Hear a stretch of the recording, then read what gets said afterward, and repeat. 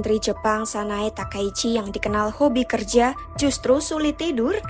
Bukan karena kesibukannya yang padat, tapi karena kediaman resmi yang kini ditempatinya disebut-sebut angker dan ada penunggunya. PM Jepang Sanae Takaichi resmi menempati rumah dinas Perdana Menteri pada Senin 30 Desember 2025 setelah lebih dari 2 bulan menjabat.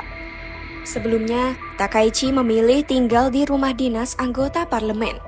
Keputusan ini menuai kritik karena jarak tempuh ke kantornya mencapai sekitar 35 menit dan dinilai tidak ideal, terutama setelah gempa melanda Jepang pada awal Desember 2025. Di lain sisi, kediaman tersebut punya catatan kelam di balik kemegahannya. Melansir AFP, rumah dinas Perdana Menteri terletak bersebelahan dengan kantor Perdana Menteri di pusat Tokyo dan dibangun pada 1929. Bangunan besar berlantai 2 seluas lebih dari 5.000 meter persegi itu telah lama dikenal bukan hanya pusat kekuasaan eksekutif Jepang, tetapi juga karena reputasinya yang dianggap angker.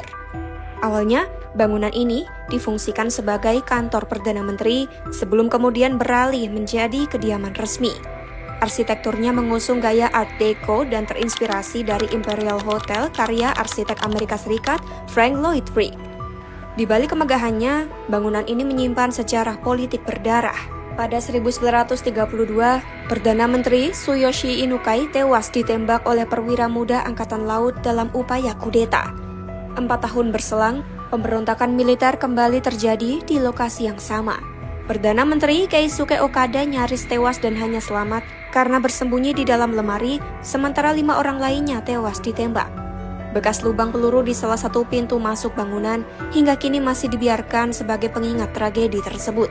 Kisah mistis yang melekat pada rumah dinas ini diyakini berasal dari rangkaian kekerasan yang pernah terjadi di dalamnya. Sebagian masyarakat percaya arwah para pelaku dan korban kudeta masih berkeliaran di lorong-lorong bangunan. Istri mantan Perdana Menteri Tsutomu Hata, Yasuko Hata, pada 1996 misalnya, mengaku merasakan suasana yang menekan dan menyeramkan saat tinggal di sana. Ia bahkan mengeklaim pernah melihat penampakan perwira militer di taman pada malam hari. Mantan Perdana Menteri Yoshiro Mori juga dikabarkan pernah menceritakan pengalaman serupa. Meski demikian, pemerintah Jepang berulang kali membantah rumor tersebut. Pada 2013, pemerintah Jepang menyatakan tidak memiliki bukti terkait keberadaan makhluk halus di kediaman resmi Perdana Menteri. Sebelum renovasi besar-besaran dilakukan, sebuah ritual pembersihan oleh pendeta Shinto juga dilaporkan pernah digelar untuk mengusir roh-roh yang diyakini menghuni bangunan tersebut. Renovasinya sendiri rampung pada 2005 dengan anggaran sekitar 8,6 miliar yen atau sekitar 930 juta rupiah. Namun, tidak semua pemimpin Jepang memilih tinggal di sana.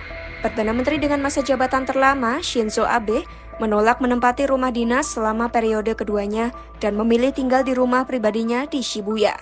Penerusnya, Yoshihide Suga, juga mengambil keputusan serupa. Tren itu baru dipatahkan oleh Fumio Kishida yang mulai tinggal di rumah dinas sejak 2021.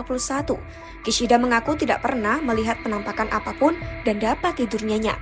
Pendahulu Takaichi lainnya, Shigeru Ishiba, juga menyatakan tidak takut pada cerita-cerita mistis. Sebagai seorang yang disebut-sebut sulit tidur, Takaichi tentu ingin tidur senyenyak para pendahulunya itu. Semoga saja kisah tentang kediamannya kini serta aneka penampakan tidak membuatnya kian susah tidur.